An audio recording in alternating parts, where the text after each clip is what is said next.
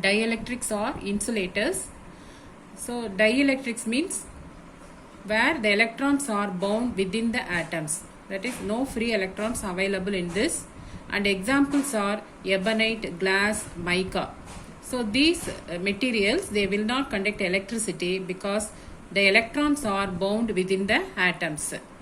So dielectric is made up of two types. One is non-polar molecules and the other is polar molecules.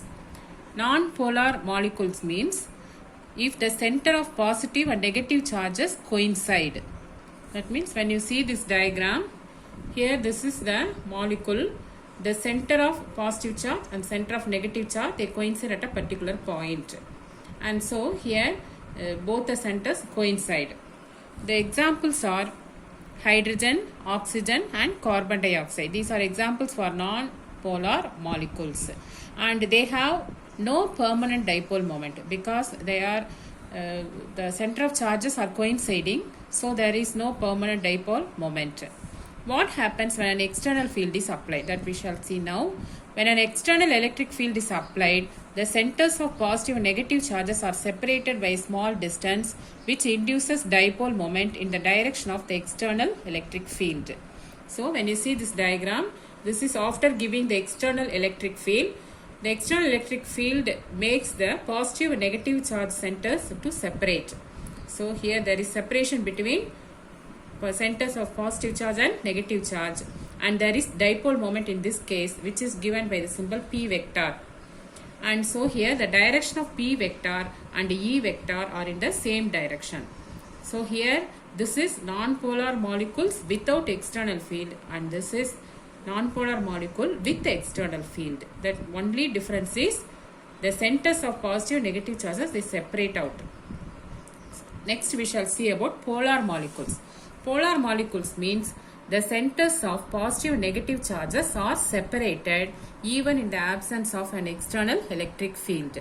So there are separate centers for positive and negative charges, and they have permanent dipole moment. And the net dipole moment is zero in the absence of an external electric field. So there is no dipole moment. That is, the net dipole moment is zero. And here the examples of polar molecules are H2O, N2O, HCl and NH3. And so here you see this diagram. In this, the polar molecules are randomly oriented in the absence of external electric field. So here randomly oriented means they will be in different direction.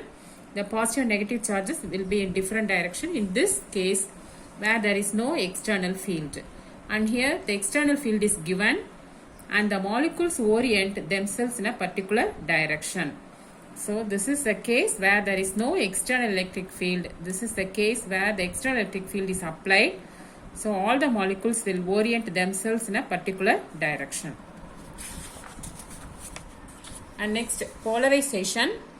Polarization is defined as the total dipole moment per unit volume of the dielectric. And so polarization is nothing but the dipole moment. The dipole moment per unit volume of the dielectric. And so this is the formula for polarization.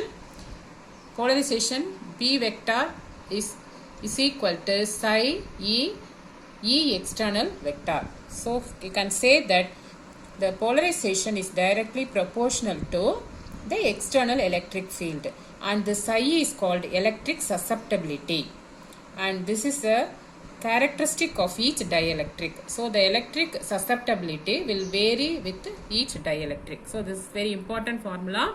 P vector is equal to psi E external vector. And next we shall see about induced electric field inside the dielectric. So what is a dielectric? Dielectric is nothing but an insulator. Insulator means which do not conduct electricity. So what happens if electric field is given to the dielectric? And when you see this is in the absence of external electric field. This is when the external field is when the external field is applied. The molecules are here aligned with the field. So this is the direction of external electric field, and here the molecules align with the field, and these are negative charges. This is positive charge. So, in the case of dielectric, which has no free electrons, the external electric field only realigns the charges so that an internal external electric field is produced. So, because of this, an internal electric field is produced, and the electric field inside the dielectrode is not zero, but it is parallel to the external electric field with a magnitude less than that of the external electric field. So, this is the direction of external electric field. This is the direction of internal electric field. Usually, this internal electric field is less than this external electric field, but the resultant electric field is along this external electric field.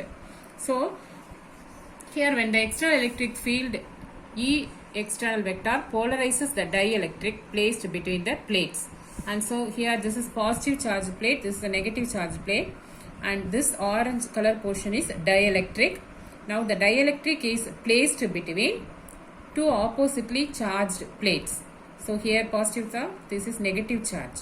So in this dielectric, the negative charges are induced in the positive direction, and positive charges are induced in the negative direction.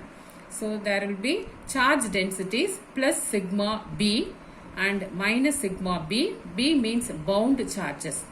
So sigma B means bound charges. Bound charges means the charges are not able to move to any particular direction. So here the charges are tightly bound. So this is called plus sigma B and minus sigma B, where this sigma surface charge density. So this is the case when the electric field is in the absence of external electric field. This is the case where the external electric field is applied, and this is the portion of a dielectric kept between the two plates, and the dielectric polarizes itself depending upon the charges. And here there is one example. This is a charged balloon, and the charged balloon after rubbing sticks into a wall. So you charge this balloon. If this charged balloon touches a wall, what happens? The opposite charges are induced in the wall. So suppose if this is negative charge, positive charge is induced here. So it will attract the balloon. So the balloon will stick on to the wall. So the first diagram, balloon sticks to the wall. Second diagram, polarization of wall due to the electric field created by the balloon. So here the charge is induced. So the balloon is fixed on the wall. So this is about induced electric field inside the dielectric. Dielectric means insulator. Next, dielectric strength. So dielectric strength means, so when the external electric field applied to dielectric is very large, what happens? It tears atoms apart so that the bound charges become free charges. So I have told you that these charges are bound charges, but they are not free to move.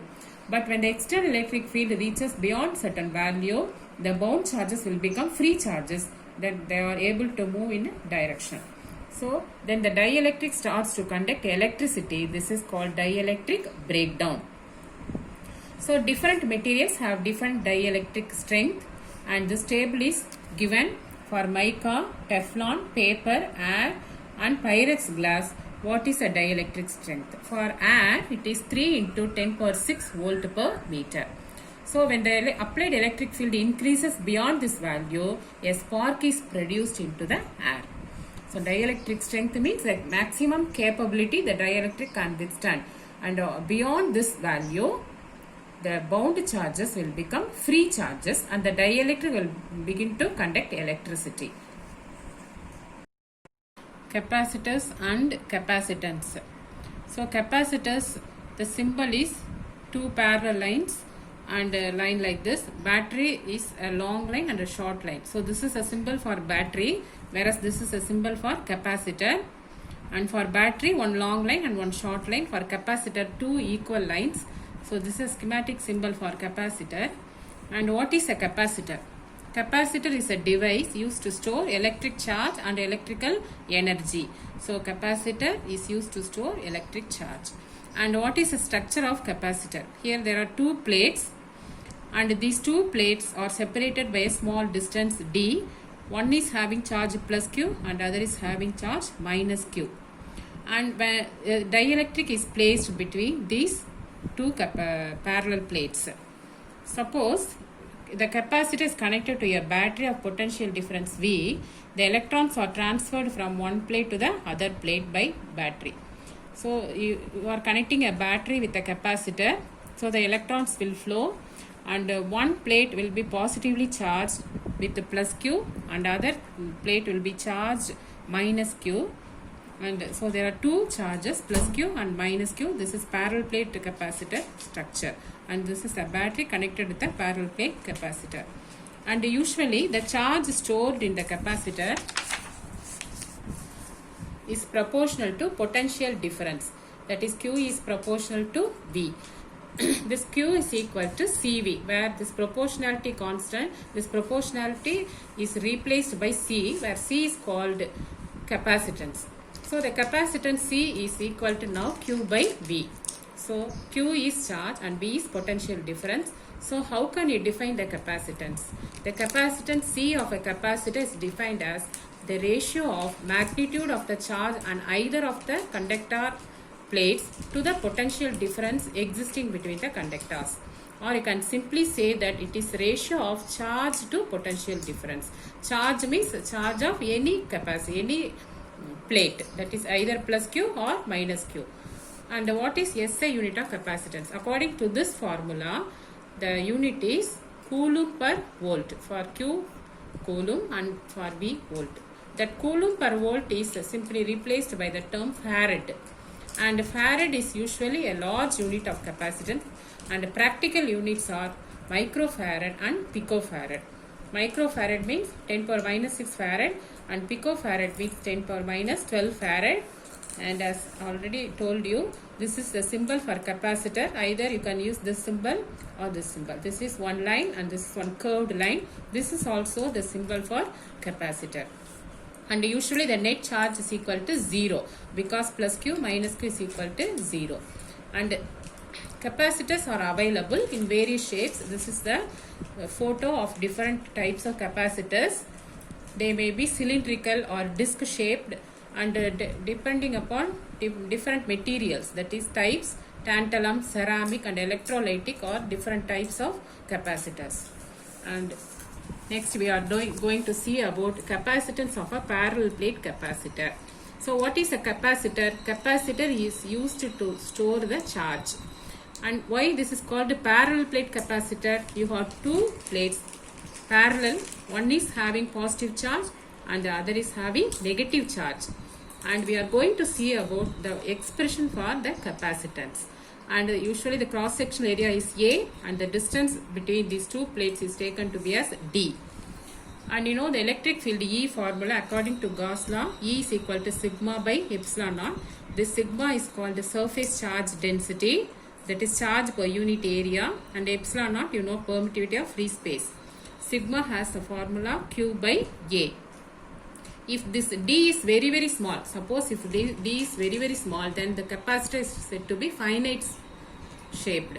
And for this finite sized parallel plate capacitor also have the same formula, E is equal to sigma by epsilon naught. And sigma is replaced by Q by A, so E is equal to Q by A epsilon naught. And you know the relation V is equal to ED, where V is potential and E electric field, D is the distance between the two plates, and E is substituted Q by A epsilon naught. So what is C formula? C is equal to Q by B, where C is the capacitance. And you write this formula for V. So when you cancel the things, C is equal to epsilon naught A by D. From this formula, you can say that capacitance is directly proportional to area and inversely proportional to the distance between the two plates. And there are two cases. If the area of cross section of the capacitor plates is increased, more charges can be distributed for the same potential difference, because you know the capacitance is directly proportional to area. And suppose you take this formula, V is equal to ED. In this formula, if D is very small, then what happens if this potential difference, the potential difference between the plates decreases if D decreases. So as a result, voltage difference between the terminals of the battery increases, and so this make the additional flow of charge to the plates from the battery till the voltage of the capacitor equals to the battery's terminal voltage. What does it mean? So here in this diagram, when you see this is having one potential difference and the battery is having one potential difference, these two potential differences must be same. So if this is less, this will compensate, this battery will compensate, and if this is less, the capacitor will compensate. So that equal potential difference will exist between the battery and the capacitor. That is the point here. Suppose the distance is increased. So V is equal to ED. So D increases, V also increases.